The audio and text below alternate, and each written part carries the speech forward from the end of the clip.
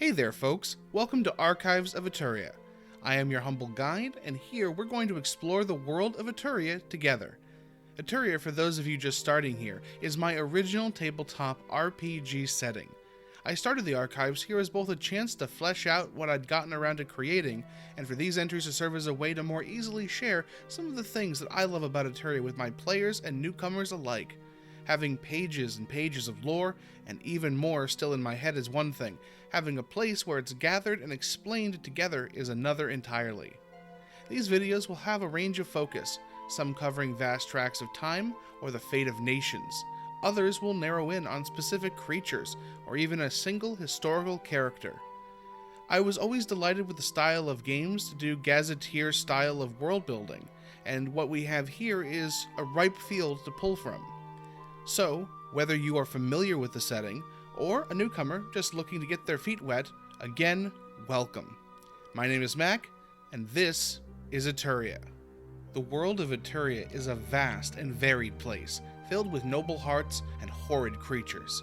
From the vast burning sands of the Spire of Tears, to the frigid Vale of Rime, to the bustling seaports of Stennin, this is a world where people and heroes push back against the dark. Hope is eternal, no matter the place and grasp of terror that crawls forth.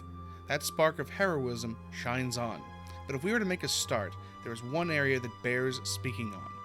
Its place in Eturian history cannot be overlooked, for the world before was so different, and all that came after has been in its shadow. The history of Eturia is commonly held to be broken into 3 ages, with 1,000,000-fold events rising and falling amongst them. However, the Mythic Age can be said to be defined by the actions of one of the mightiest forces and dominions, the Dragon Lords. There is no more powerful, magical, or awe-inspiring creature in all the planes than that of a dragon. At least, according to the dragons. During the time known as the Mythic Age, the landscape was filled to the brim with magic, vast, trackless forests, and a world that was still incredibly new for most of the peoples that walked it. Even the dwarves, the first people, were still only in their early days of building anything akin to what would follow. Mysticism, primal power, and magic ruled the world, and there was no greater seeker of such things than the Dragon Lords. Dragons, by their own avarice and cunning, generally know that their greatest rivals are other dragons, and so it can be puzzling to look at this period and think of how a group such as this could arise in the first place. Some argue that perhaps it was a pure lust for control, a sense of destiny, or even a deeper understanding of what a whole could accomplish. But in truth, it was by the virtue that the Dragon Lords understood one another as no other being could or would. They were like unto living gods of their time, and together the world might be theirs, and theirs alone. So it was that Alavastra the Sun Maw rose, and with her the dragons laid claim to the wild north in all its richness.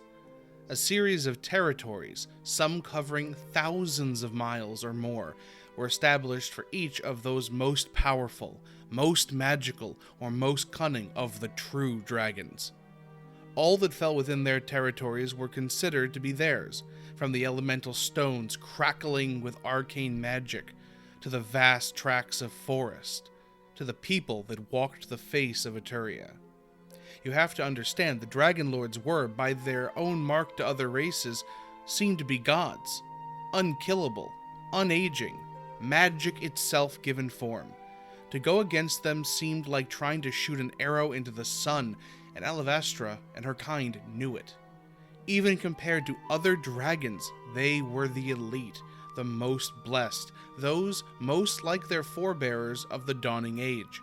With brute force, guile, and the burning loyalty of those that believed in their divine right to rule, the Dragon Lords carved out the Northlands into a series of territories, all loyal, of course, to the Sun Maw, whose very voice was said to echo with the song of life and death, as the dragons of old once did. For time uncounted, the Dragon Lords fashioned together a society that was unlike any that had come before, exploring for the first time the richness of arcane magic, still new to the world around them. It is why, to this day, dragons and those touched by their blood are naturally gifted in the casting of arcane spells. It was during this time that some of the first cities were formed in the West, as great monuments to the lords, and a mark of pride as they competed with each other for the glory that they each sought. Places already heavy with elemental energy or primal ley lines were often the sites of building for the Dragon Lords to further sustain themselves, reveling in the glory laid in the shadow of their vast wings. This all came with a grim price, of course. While a few of the Dragon Lords had a distant benevolence for those that served within their lands, many were cruel, contemptuous, and made sport of the lesser ones.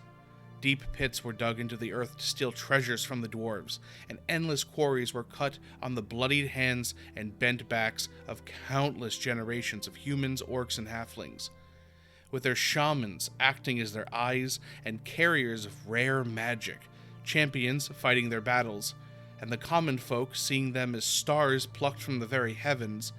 It was so for the countless lives of lesser people that the Dragon Lords went unchallenged. What then, you may ask, could have ever led to their end? With the world tight within their claws, and the people of Eturia either ignoring them at distance in command of other distant powers, or simply cowed from generations of belief, hope sprang from as unlikely a source as possible. Nezrokir was an arcanist before that word was even invented. A powerful practitioner of arcane spellcasting, he saw that the power of the Dragon Lords was not as endless, as eternal, as they believed or preached. Nezrokir, the first necromancer. Through stolen arts and a lifetime of study and careful planning, Nezrokir dared to believe that the Dragon Lords could be stopped. Their avarice and grasping could be halted. It was the work of his lifetime to discover a way to bring death to that which seemed to be unkillable. Truthfully, the tale of Nezrokir is more than we can explore here. But simply put, he fashioned with his magic will, an unflagging faith in a better world, a means to break the Dragon Lords. His life would end long before the end of their dynasty, but it was the first pushed domino that created the cascade, the first drop of water that digs through the canyon. His duel with Lunariel, the Lady of Fallen Stars, would end in the death of a Dragon Lord. This ripple was sent out through the world and was felt for centuries to come, as the people finally understood. These were great powers, but they were no gods. They could bleed and die, and an end could come to them as it could come to all things. Over the course of centuries, the power of the Dragon Lords began to wane, with threats from the wider world pushing in, struggles at home controlling their territories, pressure mounted. In the end, it was greed, more than even the spells and blade of Nezrokir, that toppled them, however. As the world turned itself against the Lords, so too did they turn inward. Self-preservation and the fear of their own kind began to poison those that had once been seen as unassailable. In the end, many were slain. Others turned to enchanted slumber, spiraling, forgotten, into the realms, as their world forgot their great awe of these once untouchable beasts. The mythic age ended, and the small folk of Eturia stepped into the light of a new day, one where the echoes of power left behind by the Dragon Lords would be grasped in new hands and put to new and terrible purpose. I'm Mac with Eturian Archives. Thanks so much for joining me today, and we'll see you next time.